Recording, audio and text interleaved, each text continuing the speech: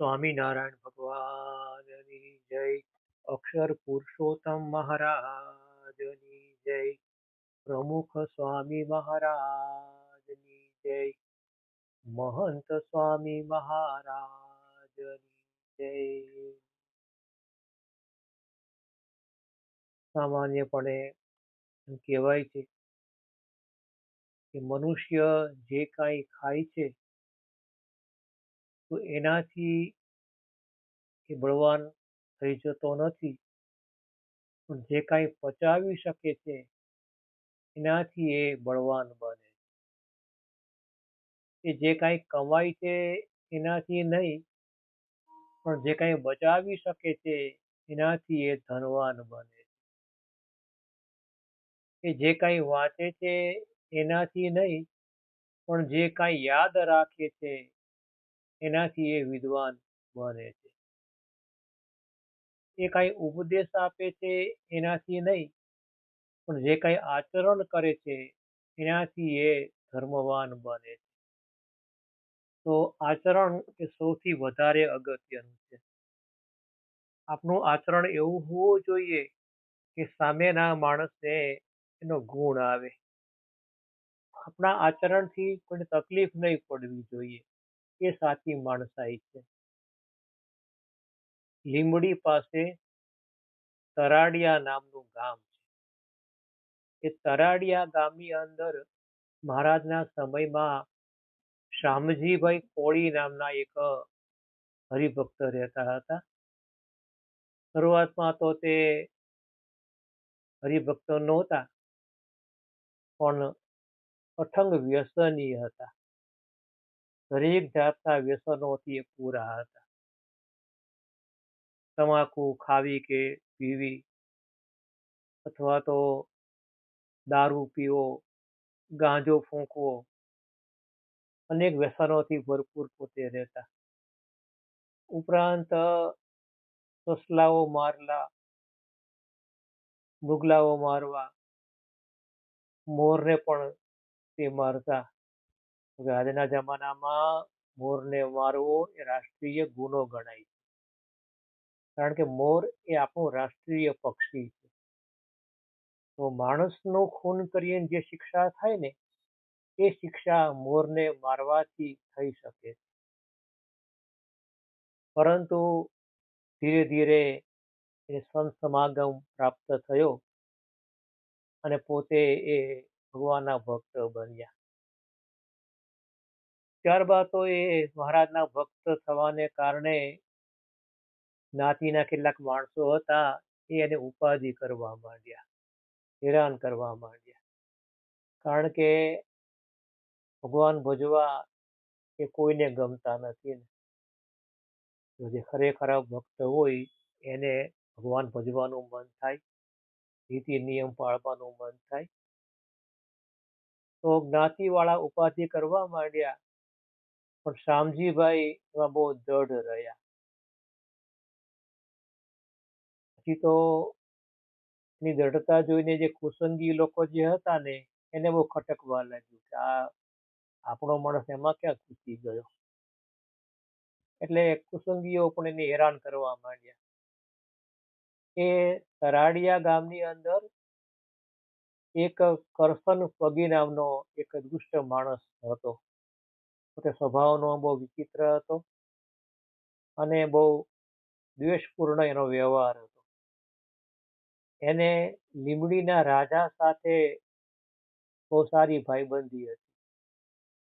એટલે મનમાં સંકલ્પ કર્યો કે રાજાનો ઉપયોગ કરીને આપણે આ શામજીને હેરાન કરવો છે. એટલે એ જે કરસન પગી જે હતો ને એ શામજીભાઈને બહુ હેરાન કરવા માંડ્યો. એવામાં એ તરાડિયા ગામમાં એક વખત ચોરી થઈ અને એ ચોરીને શોધવાનું કામ આ કરસન પગીને સોંપવામાં આવ્યું. જે સાચા પગી હોય ને એ પગેરું કાઢીને ચોરને પકડી પાડે. જો આપણા ધોબન પગીની વાત સાંભળીએ છીએ ને આપણે, અમદાવાદના કાલુપુર મંદિરમાં એક હરિભગતનું પોટલું ચોરાયું. એમાં કંઈ 300 રૂપિયા જેવું હતું કંઈક. દાગીના હતા, ના કપડાં હતા. તો એ ગરીબ ભક્ત હતો, જો કે આમ મધ્યમ વર્ગ હશે. એટલે એને મહારાજને કહ્યું, "મહારાજ કે હું આવું સોચ સંભાળ્યામાં આવ્યો અને મારી આ ચોરી થઈ ગઈ." મહારાજ કે બહુ ખોટું થયું, પણ હવે આપણે તપાસ કરાવીએ. તે મહારાજે આ જોબન પગીને ખાસ બોલાવ્યો કે તમે પગી છો ને પગેરું કાઢતા તમને આવડે છે, તમે આ ચોરને શોધી શકો? તો હા મહારાજ, આપને 3 દિવસની મુદત આપો તો હું પ્રયત્ન કરીને ચોરને પકડી લાવું. અને 3 દિવસની અંદર આ જોબન પગી એ પોટલા સહિત ચોરને પકડી લાવ્યા. મહારાજ કે તમે તો કમાલ કરી ભાઈ, કેવી રીતના આને પકડી પાડ્યો? તો મહારાજ કે અમે તો પગી કહેવાય ને, એટલે પગલા ઉપરથી ચોરને પકડી પાડીએ. પગલું ક્યાં ક્યાં જાય છે ને ક્યાં અટકે છે, પછી એ રીતના અમે ચોરને પકડી શકીએ. આવી રીતના એ સાચા પગી હતા ને સુબંધ પગી, તો પકડી લાવ્યા. પણ આ તો કરસન એ ખોટો પગી હતો ને, આનત ખોટી હતી ને, વ્યવહાર એ ખોટો હતો એનો. ને એ તો આ પોતાની રાહ જ જોતો હતો કે ક્યારે આ રામજી કોળી મારા લાગમાં આવે અને હું હેરાન કરું. એટલે આ કરસન પગીએ કુસુંગીઓને લાંચ આપીને રામજીને ગુનેગાર ઠરાવી દીધો. બધાય કુસુંગીઓએ એમાં મત આપ્યો કે આ બરાબર છે, કે આ ચોર આ જ છે. અને પરિણામે એને ત્યાં આગળ જેલમાં જવાનો વારો આવ્યો રામજી કોળીને. અને આ કરસન પગી અને કુસુંગીઓએ કહ્યું કે પહેલા પણ આણે બહુ ચોરી કરી છે, ગુનાઓ ખૂબ કર્યા છે. એટલે કે વાત એ સાચી હતી. પેલા તો એ કુસંગના યુગમાં હતો એટલે ગુના કરતો જ હતો ને, એમાં ક્યાં ના છે. પછી સુધરી ગયો પછી આ નહીં જોવું જોઈએ ને. એટલે કુસંગીઓએ પણ એમાં હા પાડી. હા હા બરાબર છે, કે એને દંડ બરાબર થવો જ જોઈએ. છેવટે રાજાએ નક્કી કર્યું કે આને મૃત્યુદંડ આપવો જરૂરી છે. નિર્ણય એવો આવ્યો કે સવારે આને ચોકમાં ઊભો રાખવામાં આવે અને બંદૂકના ભડાકે એને ખલાસ કરી નાખવામાં આવે. નિર્દોષ હોવા છતાં આ શામજી કોળીને આ સહન કરવાનો વારો આવ્યો.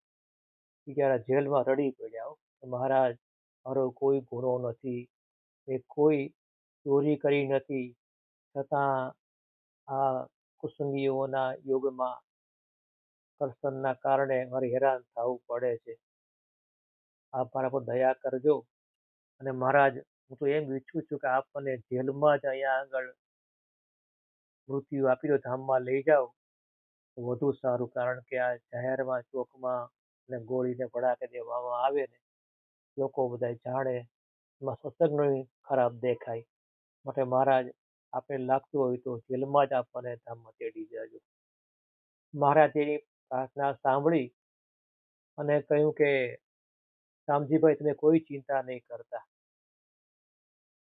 તમે કોઈ ભૂલ કરી નથી, તમારો કોઈ ગુનો પણ નથી, અને અમારા આશીર્વાદથી તમને કાંઈ થશે નહીં. કદાચ તમને ગોળી મારશે પણ ગોળી તમને વાગશે નહીં. સવારે એ શામજી કોળીને ગામમાં ચોકમાં ઊભો રાખવામાં આવ્યો અને ગોળી છોડવાનો હુકમ પણ થયો. અને સનન કરતી ગોળી છૂટી અને શામજીભાઈની છાતીએ ગોળી અડી, આમ ટક થઈને ગોળી નીચે પડી ગઈ. કાંઈ થયું નહીં. બીજી ગોળી છોડવામાં આવી, એ પણ છાતી સુધી ગોળી આવી અને ટક કરતી નીચે પડી ગઈ. કેમ કે ત્રીજી ગોળી છોડવામાં આવી તો જે ફૂલ છાતીને અડે ને, એવી રીતના એ ગોળી અડીને તરત નીચે પડી ગઈ. અને ગામ લોકોએ ત્યાં આગળ શોર બકોર કર્યો કે વાહ, શામજી કોળી નિર્દોષ છે, નિર્દોષ છે, ને છોડી મૂકો, છોડી મૂકો.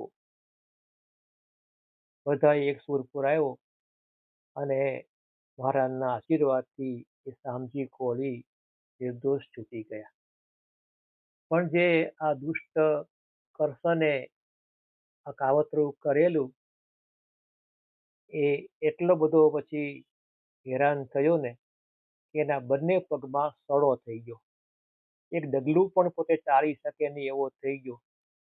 પોતે રીબાઈ રીબાઈને પોતે મર્યો. જો સન સંતાપે જાત હૈ રાજ ધર્મ અરુ વંશ તુલસી તિન તિલે ન દીઠા રાવણ કૌરવ ને કંસ.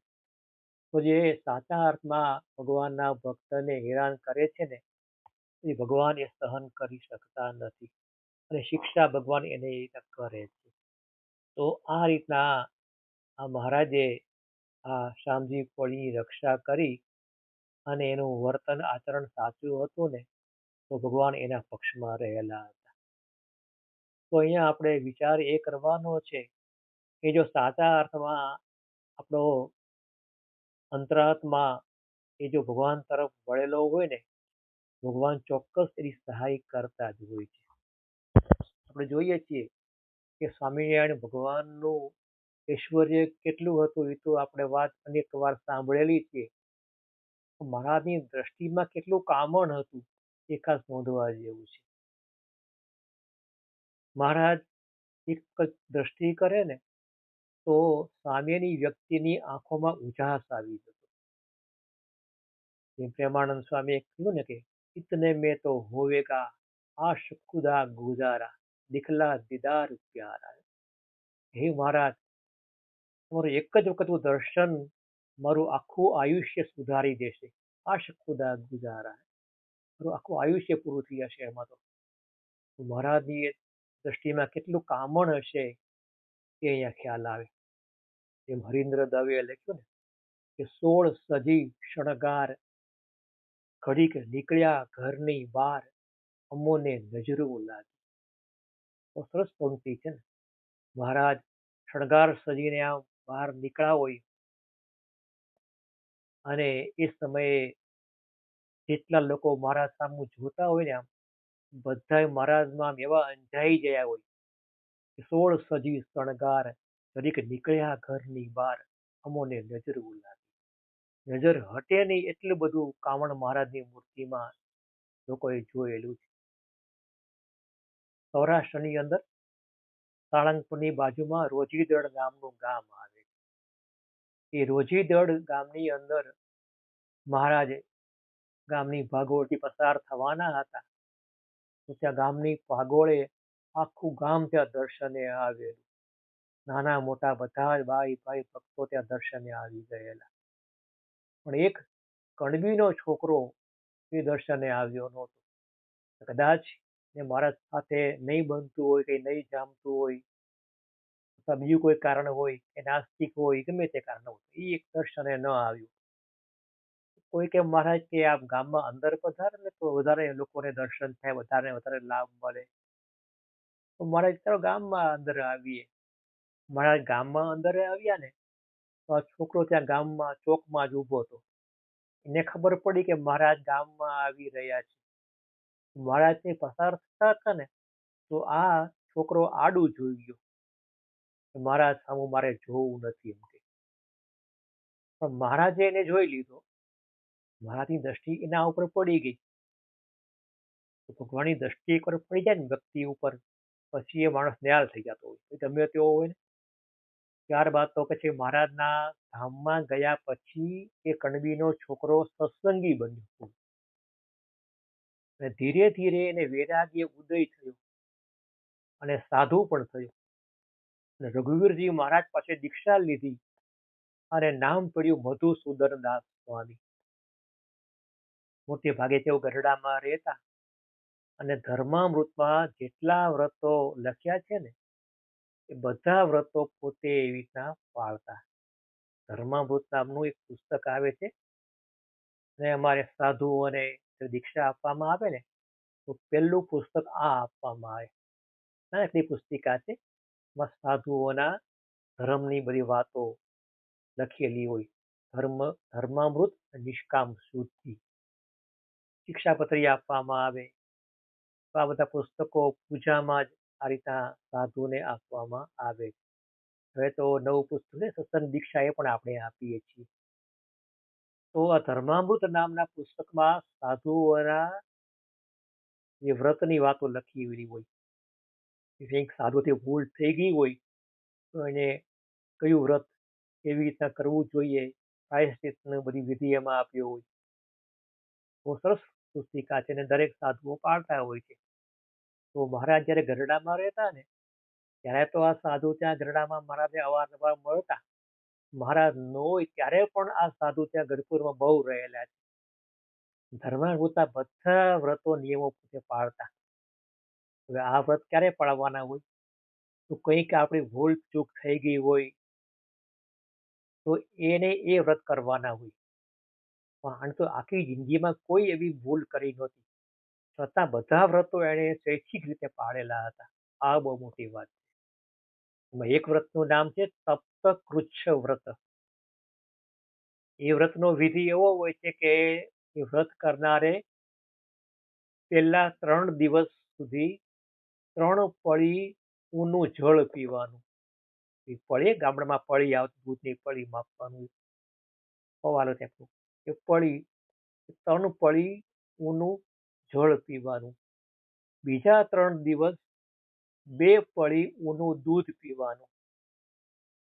ત્રીજા 3 દિવસ 1 પળી ઊનું દૂધ પીવાનું. ચોથા 3 દિવસ 1 પળી ઊનું ઘી પીવાનું. ને પછી છેલ્લા 3 દિવસ ઊનો ઊનો વાયુ રાખવાનો. ત્યાં ગરમ ગરમ લૂ આવતી હોય ને ત્યાં મોઢું ખુલ્લું કરીને ઊભું રહેવાનું.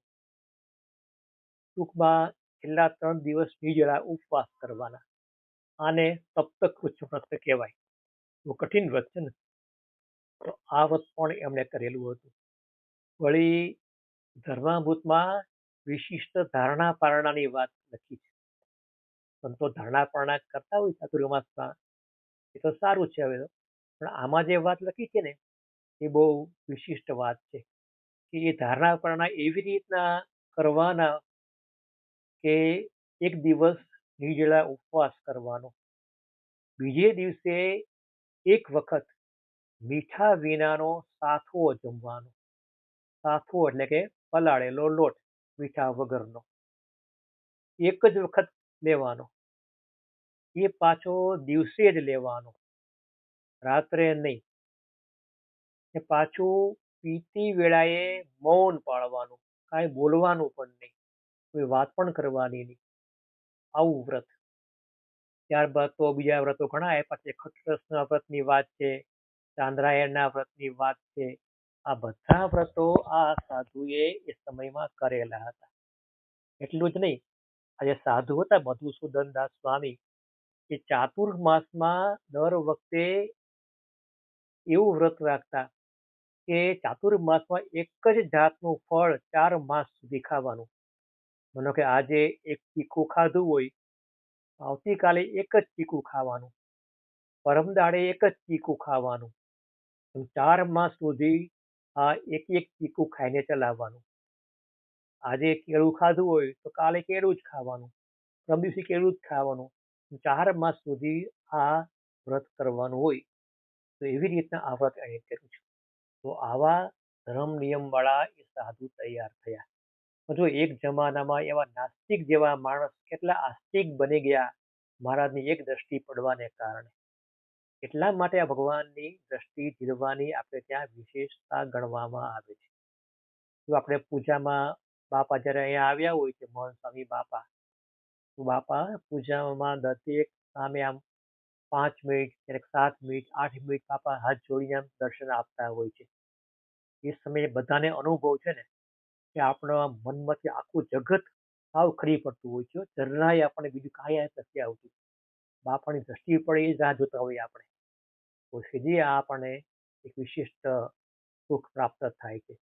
એકવાર તો બાપા એવા દર્શનથી આપતા હોય ને, એકવાર તો બાપા અહીંયા યોગી હોલમાં હતા ને મહંત સ્વામી બાપા, પણ ડાબી તરફ કોઈક બાપાને નડતા હશે આમ દર્શન કરવામાં. તો બાપાએ હાથ આમ આમ કર્યો પણ એ પેલા ભાઈ સમજ્યા નહીં કે ખસ્યા નહીં. તો બાપા સોફા ઉપરથી અડધા ઊભા થયા ઈશ્વર, ત્યાં થોડાક આગળ આવ્યા. પછી જે તાળીઓ પડી, હજી બધા સાક્ષી છે ને આપણે તો બાપા દર્શન આપીએ છીએ આપણને, કેટલો આપણે આનંદ થઈ જાય છે. તો બાપાની દ્રષ્ટિમાં આવું કામણ છે, દરેકને આપણને એનો અનુભવ થાય છે. તો આ પણ વાત ખાસ આપણે સંભાળવા જેવી છે. તો અહીંયા આપણે વાત એ કરતા હતા કે આ રીતના ભગવાનના ભક્ત બનીએ, એ ભગવાનની ભક્તિમાં જો પ્રેમ જ્યારે ભળે છે ને, અનોખું પરિણામ લાવતો હોય છે. ગઢડાની બાજુમાં ગઢાળી નામનું ગામ આવે છે. એ ગઢાળી ગામમાં મહારાજના સમયમાં એક આંબા શેઠ થઈ ગયા. પોતે વાણિયા હતા અને સમૃદ્ધ પણ સુખી પણ સારા એવા હતા. એ આંબા શેઠની પ્રેમ ભક્તિથી બહુ પ્રખ્યાત થયેલા એવું ગ્રંથોમાં આપણે વાંચીએ છીએ. એ એકી એક ક્ષણ પોતે પ્રેમ ભક્તિમાં ડૂબેલા રહેતા હતા અને એમને મહારાજની સેવાના જ વિચારો અવારનવાર આવ્યા કરતા. માત્ર વિચારો આવતા એમ નહીં, તત્કાળ એનો અમલ પણ પોતે કરતા. એકવાર પોતે રાતના સૂતા હતા ને, તો સૂતા સૂતા રાતના વિચાર આવ્યો કે મેં મહારાજની દરેક પ્રકારની સેવા કરેલી છે.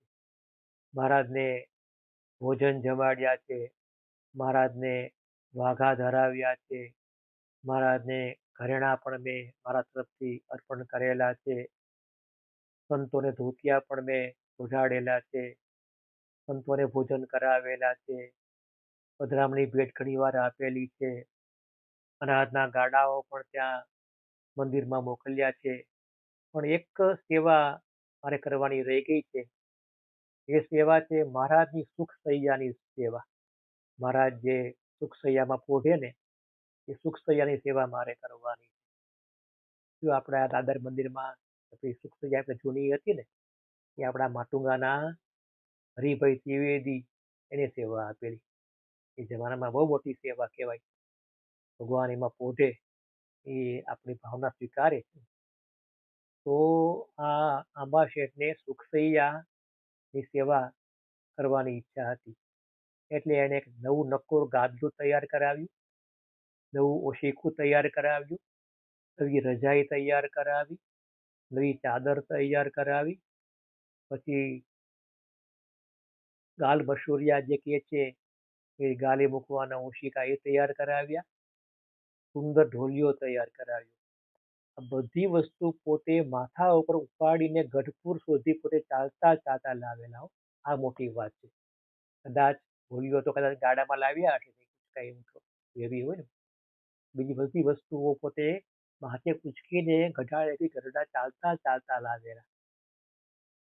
અને મારા ત્યાં આગળ દાદાના દરબારમાં ઉગમણે બાર કોરડાની ઓસરીએ ઢોલિયા ઉપર વિરાજિત થયેલા. બાજુમાં આ બધી વસ્તુઓ ત્યાં એને મૂકી. મહારાજને એને ત્યાં સાષ્ટાંગ દંડવત પ્રણામ કર્યા. મહારાજે પૂછ્યું કે શેઠ શું લાવ્યા આજે? તો મહારાજ વાત કરવા જેવી નથી બહુ. કારણ કે શું વાત તો કરો. તો મહારાજ વાત એવી બની કે અમારા ગઢાળી ગામમાં આગ લાગી, એમાં અમારું બધું સળગી ગયું. માંડ માંડ આટલું બચ્યું ને એ અહીંયા ઉપાડીને લાવ્યો છું.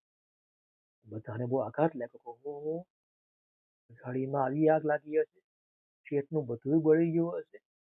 બધાય આમ એકબીજાને સામું જોવા માંડ્યા. ઓહો, બહુ ખોટું થયું આ તો.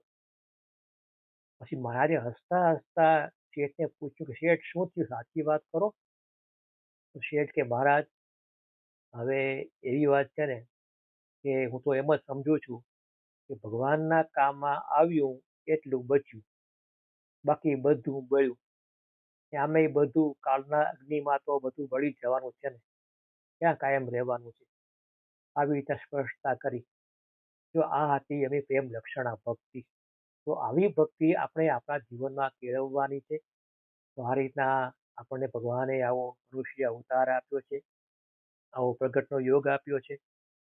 તો જે કંઈ આપણાથી સાચા અર્થમાં ભગવાનની ભક્તિ થઈ શકે એ આપણે કરી લેવી જોઈએ.